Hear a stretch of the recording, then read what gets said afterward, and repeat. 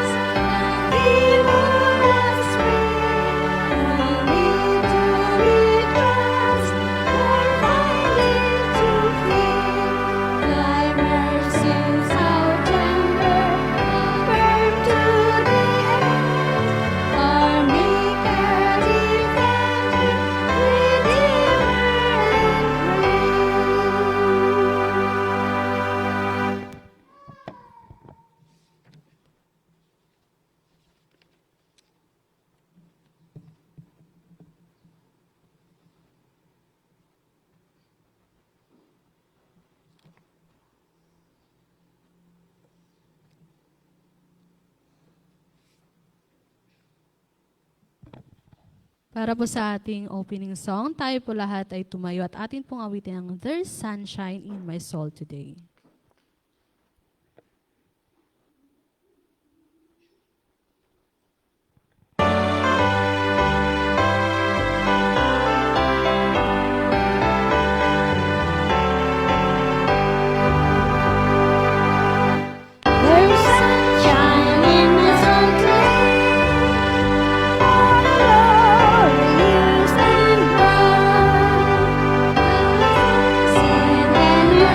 Sun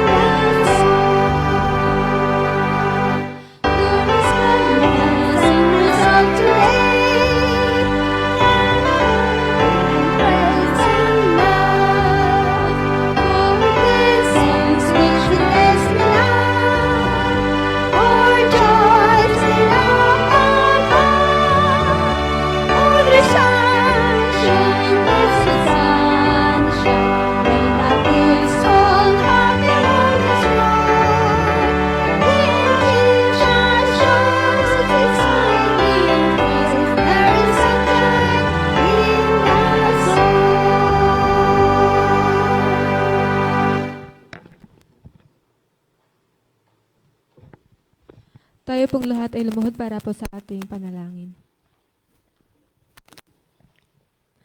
Ama banal, sumasalangit ka po, Panginoon, sa mga oras nito. Patuloy po namin ibinabalik ang aming papuri at pasalamat sa dakilang pangalan, Panginoon, na sa buong linggo, sa buong sanlinggo, Panginoon, na iyong pag-ingat sa bawat sa amin, ay narito kami muli sa iyong bahay-sambahan upang patuloy na purihan di dakilang pangalan. Panginoon, sa aming pagsisimula ng aming worship, Panginoon, inanyayahan po namin ang Holy Spirit, Panginoon, ang siyang mamanguna sa bawat sa amin, at nawa ang araw na ito ay magkaroon po kami ng mga aral sa matutunan sa araw nito, Panginoon, at ikaw po nawa ang magbigay ng karunungan na mga bawat isa sa amin. Panginoon, sa oras nito, aking pong idadalangin sa iyo, Panginoon, ang mga may bahagi sa oras nito, nawa ikaw po ang manguna sa kanya at ikaw po ang magsalita sa magitan niya, Panginoon, ang kanya mga sabihin ay naayon lamang ito sa iyong banal na kalooban. Patuloy namin ito maunawaan. Patuloy niyo nawa kaming bigyan ng katalinuhan, karunungan nagmula sa inyo, Panginoon, upang magamit po namin ito sa aming pag-aaral ngayong araw ng Sabat. Patuloy po naming hinihiling na patuloy na ba kaming pakaingatan, kayo din po ang mga kapatiran po namin na papunta pa lamang po rito. Naway sila po ay makarating na ito ng ligtas at payapa. Patuloy po namin balik ang aming papuri at pasalamat sa dakilang pangalan, kalaki po ng papatawad sa inyo naman po kami nasumpungan, nagkulang at nagkasala, maging hayag, mambaw, tuloyin, salita at maging sagawa. Ang lahat ng ito ay aming dinadalangin at pinasasalamatang matanggap sa pangalan ni Jesus. Amen.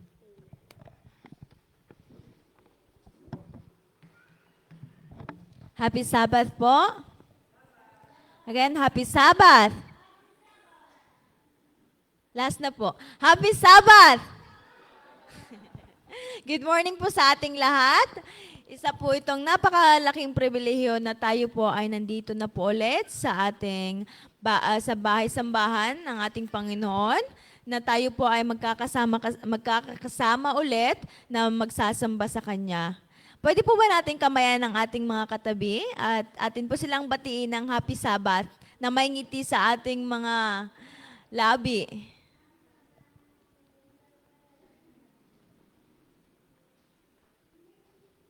Sabbath.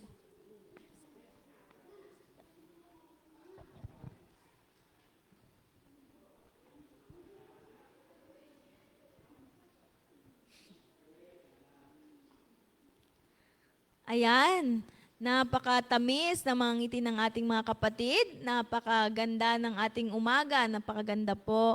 At sana po ay luwalhatiin po natin ng Panginoon sa buong araw ng Sabat na po ito. Ang aking part po ay magpapakilala po sa mga nagsiganap at magsisiganap pa lamang po sa ating programa. Ang ating chorister po ay si Sister Queenie Ranes. Tayo po ay pinangunahan niya sa ating opening song. Ang ating pong opening song ay There's Sunshine in My Soul Today. At pinangunahan rin po tayo na sa pambungad na panalangin ng ating kapatid na si Sister Melissa Masong.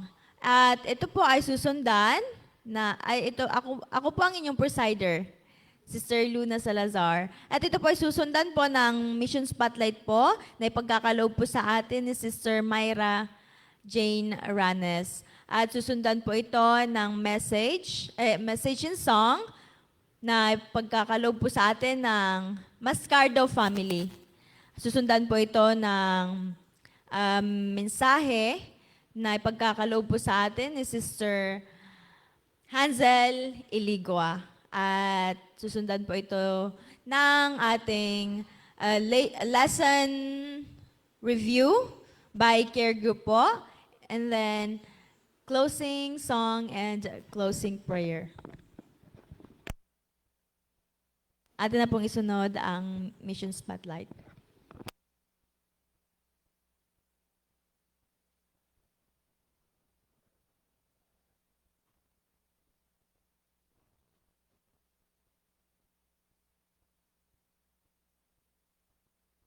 Sorry po, message and song po pala ng Mascardo family.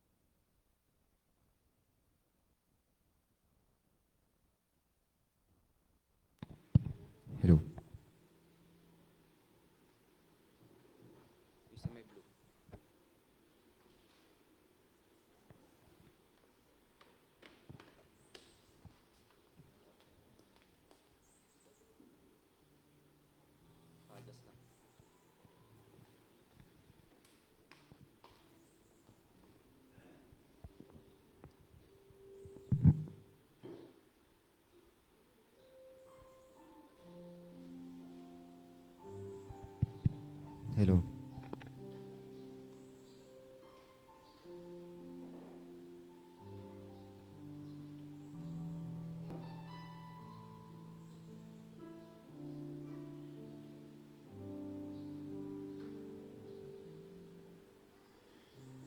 Kahit pilitin ko, puso ko'y maging matibay.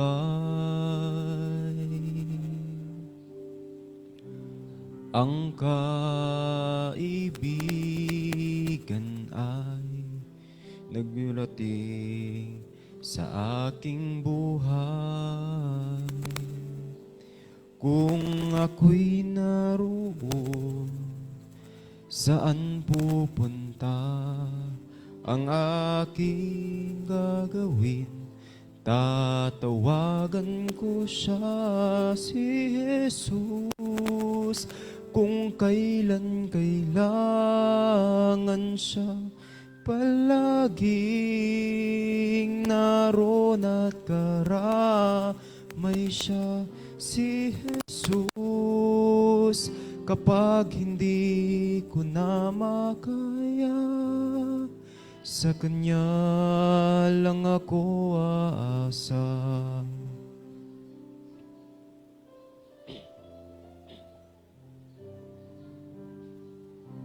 Maiiwasan ba ang iba'y hapisang dulot? Kahit kaibigan ay nagbibigay sama ng loob. Kung ako'y nasaktan, saan pupunta ang aking gagawin? Tatawagan ko siya, si Jesus, kung kailan kailangan siya. Palaging naroon at karamay siya, si Jesus, kapag hindi ko na makaya, sa Kanya lang ako aasa. Si Jesus, kung kailan kailangan siya, palaging naroon at karamay siya, si Jesus, kapag hindi ko na makaya, sa Kanya lang ako aasa. Sa Jesus lang ako aasa.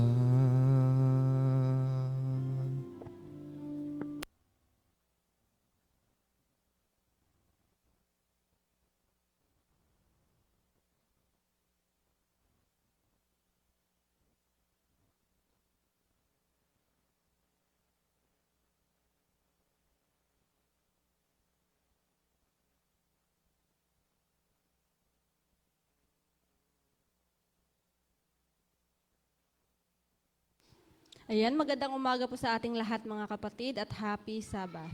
Ang akin pong bahagi ay ibabahagi ko po ang isang kwento mula dito sa ating Mission Spotlight. Ang ating pong kwento ang ating pong katauhan ay si Sarah. Kung saan si Sarah po ay lumaki o nagmula sa magandang isla ng Fiji. At siya po ay nasa ikalawang taon ng pag-aaral bilang ng kursong edukasyon. Siya po ay nag-aaral sa Fulton Adventist University College. So, ang kanyang pong paglalakbay ay hindi po naging madali. Dahil siya po ay lumaki sa isang broken family.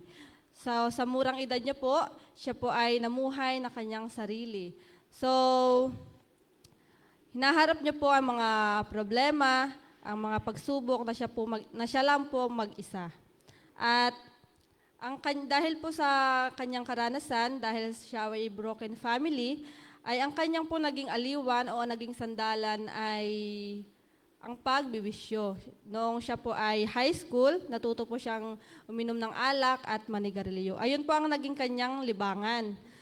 At ngunit, at ayun po ay nagpatuloy. Bawat linggo po siya po ay nagtatrabaho, sumasahod, at ang kanyang pira po ay nauubos lamang sa kanyang makasanlibutang gawain. At ang kanyang unang wake-up call ay nung siya ay nalasing at siya ay ninakawan. Ngunit kahit ayun po ang nangyari ay hindi pa rin po siya nahinto sa kanyang mga makasanlibutang gawain. Hindi po ito nakapigil at patuloy pa rin po siya sa kanyang pag-iinom at paninigarilyo. At ang pangalawa po na kanyang naranasan ay isang gabi siya po ay pagkatapos ay dumating ang pagkabangga ng sasakyan. So sa gabing po iyon ay binago po ang lahat. Na kung saan maaari siyang mamatay sa aksidenteng iyon, ngunit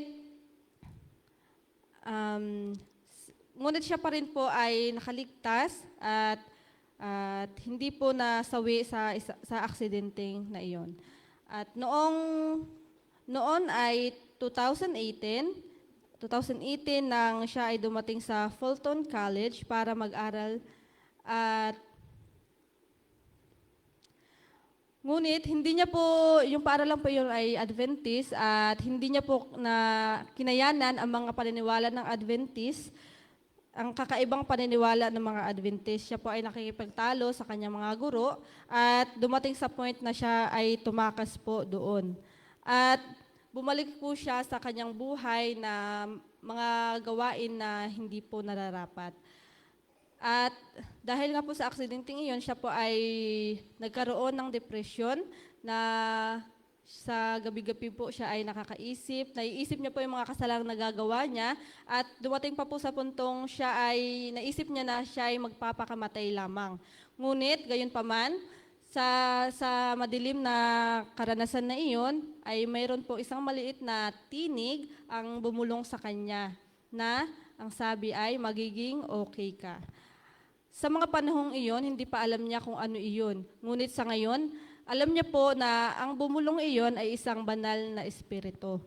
At siya po ay hindi nagbabasa o nagsisimba.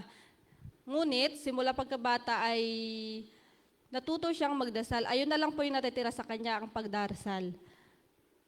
At sa simula bata po ay meron po siyang tiyo at tiya na kung saan ito ay mga Adventist, na kung saan sa kanyang pagkabata ay inaanyayahan na sila nito na makinig sa mga salita ng Diyos, ngunit hindi naman po sila pinipilit ng kanyang tito, sinasabi lang ng kanyang tito at tiya na makinig ka lang, nasuriin mo or pag-aralan mo yung salita ng Diyos. Ngunit ganoon na nga po, siya ay isang batang lumaki sa makasanlibutang gawain. Siya po ay nagmatigas na kung saan tinawag pa siyang anti-Adventist na sinasabi niya pa na tinatanong niya pa na saan sa Biblia na sinasabi ang Sabat ay Sabado. So hindi niya po iyon matanggap. Ngunit dahan-dahan sa pamamagitan ng mga pag-aaral sa Biblia, nagsimulang magkaroon ng kahulugan ang mga bagay-bagay. Isang pastor po ang nagtanong sa kanya na, may alam ka ba tungkol sa ikalawang pagdating ni Jesus? Ayun po yung tanong ng pastor sa kanya. Dahil hindi niya po alam ang mga bagay na iyon, siya po ay umiling na lamang. Ngunit sa mga tanong iyon, siya po ay nagsimulang mag-iba ang pananaw sa mga bagay-bagay.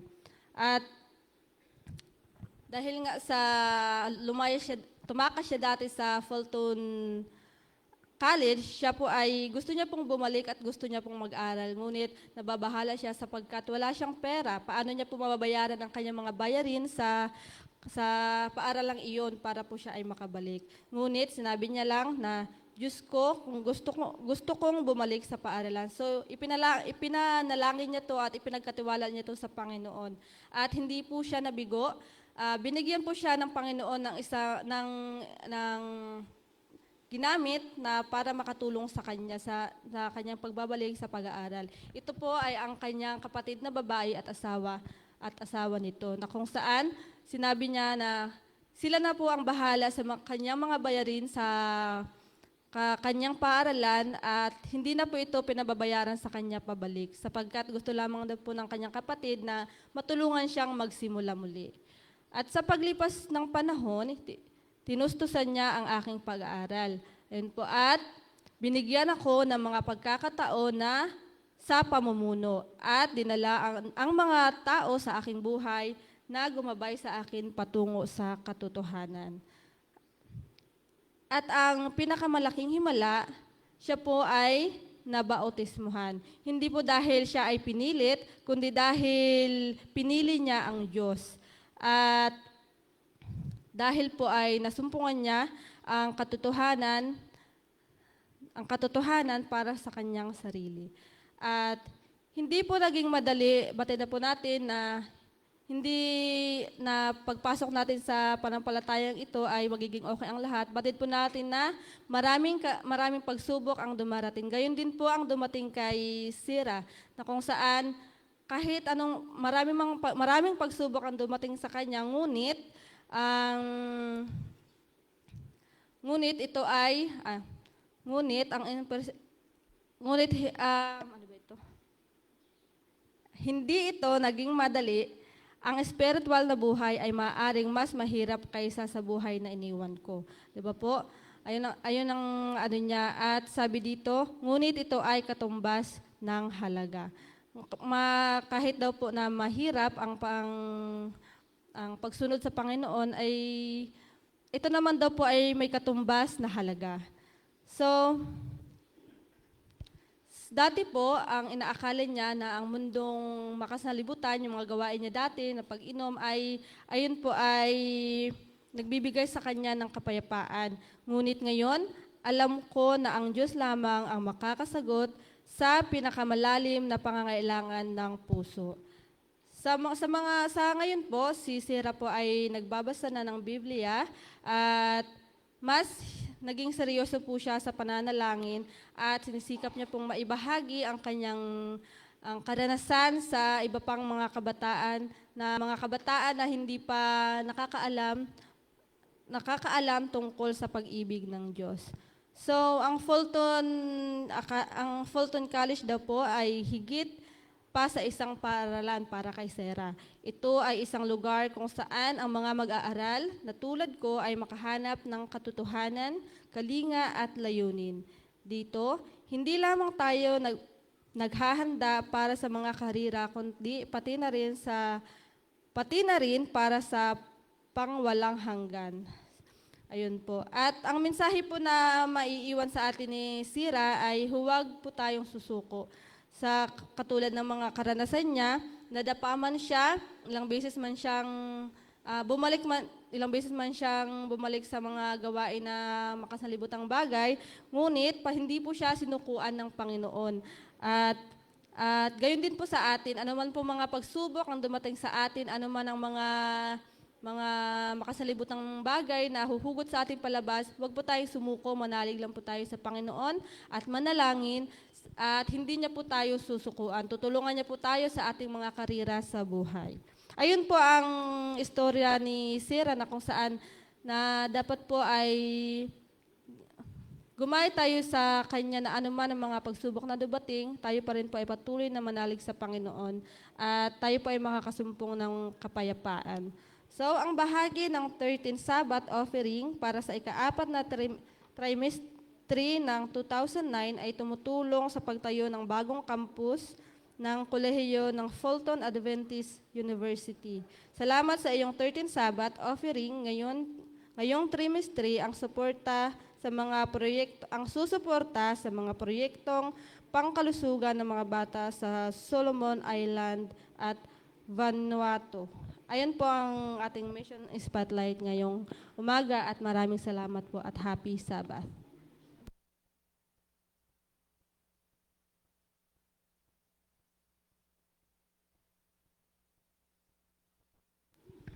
Tayo po ay magpapatuloy at ang aking pong part ay promotional talk. Na ang topic po natin sa umagang ito ay ang evangelism. Sabi po sa Mark 16 verse 15, at sinabi niya sa kanila, magsiyaon kayo sa buong sanlibutan at inyong ipangaral ang ebanghelyo sa lahat ng kinapal. So gaano po ba kahalaga ang evangelism sa gawain dito sa ating bahay-sambahan? Ang evangelism was the very heart of Christianity and the supreme and urgent duty of the church to prepare the world for Christ's second coming. Napakahalaga po pala ito, mga kapatid. Akala natin ay wala lang, part lang siya ng programa ng iglesia. Pero napakahalaga po ng evangelism sa ating bahay-sambahan. Dahil si-emphasize is the most important work. Ito po ay gawain, pinaka-mahalagang gawain. At key aspect of the view on the importance of evangelism is the purpose, ultimate purpose is the main goal is to herald God's last warning, saving souls and making people ready for Jesus' return. Ito po ang kahalagahan ng evangelism, mga kapatid. Ito ay i-warning natin ang mga tao sa ating paligid at iligtas natin ang kanilang kaluluwa at making people ready for Jesus' return. Yan po ang kahalagahan ng evangelism. Dahil napakaiksi na po ng panahon, kaya huwag na po tayo magpatulog-tulog sa isang tabi, sabi nga. Huwag nating hayaan na ang ating mga kapatid, yung ating mga kaibigan, kapamilya na hindi pa po nakakaalam ng katotohanan. So, ang method po ng ating evangelism ay nangyayari po yan dito sa ating iglesia. Meron po tayong one-on-one o Bible study na personal. Meron din tayong crusade na ginagawa para lahat ay mapabalitaan ng katotohanan. At comprehensive approach. So, papaano po ba ina-approach natin yung ating pag-evangelism? Hello, ayan. Sometimes tayo, umaasa na lang tayo sa mga pastor.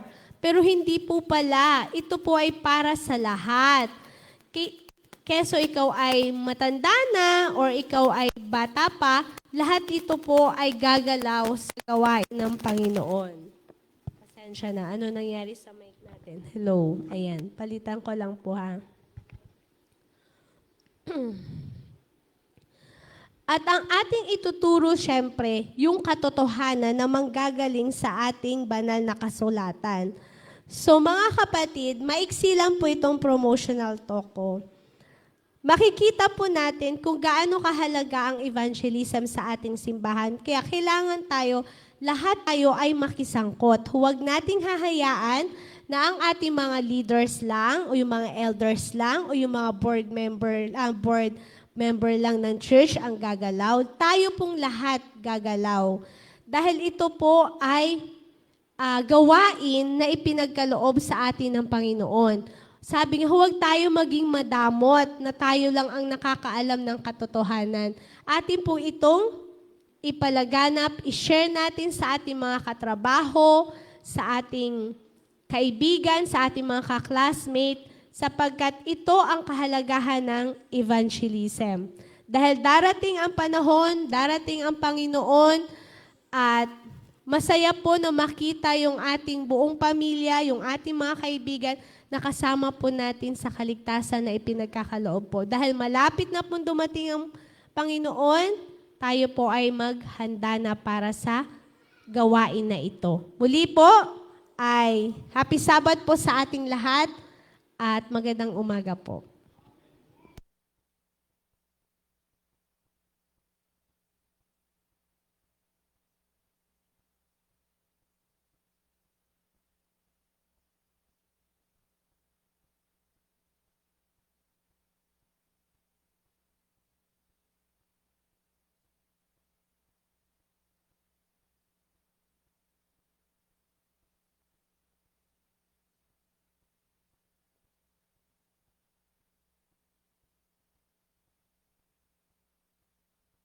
Hello. Okay, so mga kapatid, ang ating pong panahon ay nasa pagre-repaso ng ating mga leksyon sa ngayong linggo na nakalipas. So, ang ating pong pangasiwaan ng Sabbath School Council ay mayroon na po silang naipag bukod-bukod na mga grupo o care group, kaya tayo po ay doon na tayo sa ating mga naka-assign na mga grupo, no?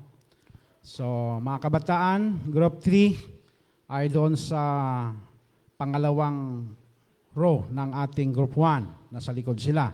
Lahat yan ay para sa mga kabataan, naka-reserve. So, ang dito sa unahan, ang group 1, and then group 2, dito sa kay Brother John Mascardo. Then, ang ating mga bisita, saan po sila ibig, ay doon po sila, Maring Momo po. Okay, so mga kapatid, tayo po ay nasa panahon na at pag-aaral ng ating lesson. Kaya doon na po tayo at atin na pong simulan ang ating pangungunahan ng ating mga grupo.